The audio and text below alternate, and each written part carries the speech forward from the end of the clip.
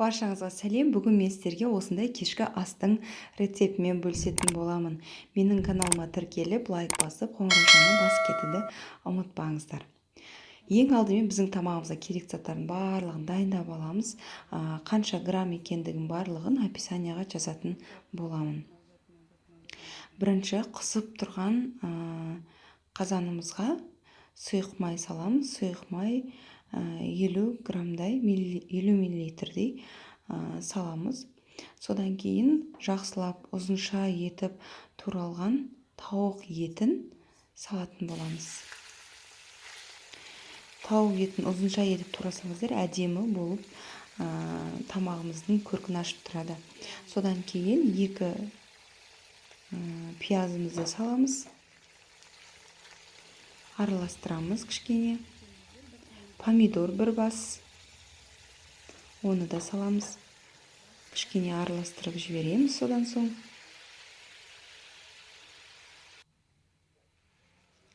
Кішкене қозғап қуырып аламыз да.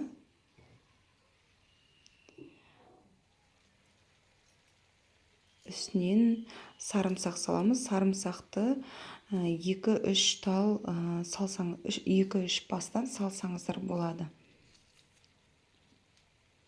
Осылай сарымсақ езгішпен езіп салатын боламыз. Мен де үлкен болғандықтан осылай бөліп салдым. Тағы бір рет араластырып жібереміз.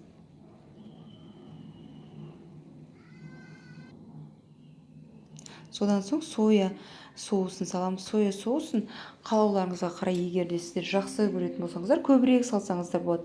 Менде бұл жерде соя ас қасықпен осылай өлшеп салатын боламыз.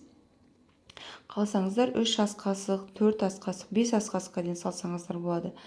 Сосын соя соусыңызға да байланысты. Егер соя соусыңыз қою болатын болса, одан 3-4 қасық жеткілікті. Егер сұйық болатын болса, 3-4, 5 салсаңыздар болады. Содан кейін 2 ас қасық томатный паста саламыз. Сөйтеміз де барлығын жақсылап араластырамыз. Томатный паста бұл жерде бізге әдемі қызыл рең беру үшін. Осылай бір араластырып жіберіп, бетін жауып қойып, 10-15 минутқа етімізді пісіріп аламыз. Мінеки 10-15 минут өтті, осындай болып шығады. Бір араластырып аламыз. Осыдан кейін жаңағы болгар перец, капуста, соларымыз зелендеріміз саламыз. Мынау менде болгарский перец, 2 түрлісін таңдадым, әдемі цвет беру үшін.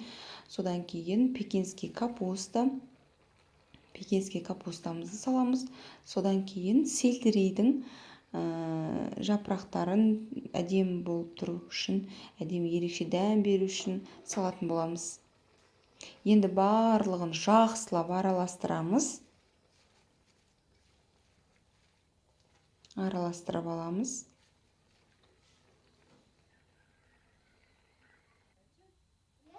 Араластырып болғаннан кейін 100 миллилитрдей су құйып, тамағымызды дымдап қоямыз.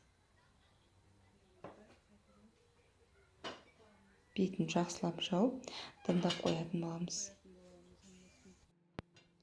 Содан соң дымдалып болғаннан кейін осылай ашамыз да, жаңағы сарымсақтың жартысын алып қойған болатын. Сол сарымсақты тағы да езгіштен өткізіп салатын боламыз. Ол пісуден алдын салыңыздар, себебі бір әдемі дәм береді осы чеснок.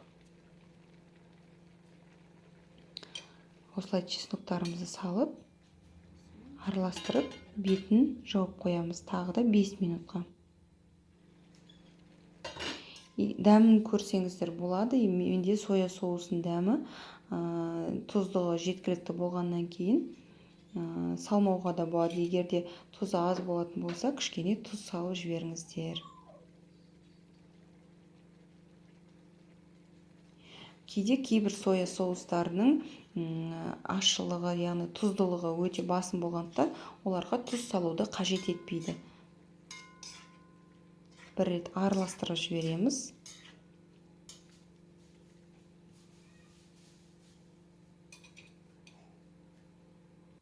Араластырып кішкене қойып қоямыз. Содан мінекей уже тамағымыз дайын. Осындай әдемі сорпалы күшті болып шығады. Жасап көріңіздер міндетті түрде. Мен риспен бердім. Риспен әдемі болады. Ристің жасалу жолын сіздерге келесі видеоларда көрсететін боламын. Рахмет, сау болыңыздар.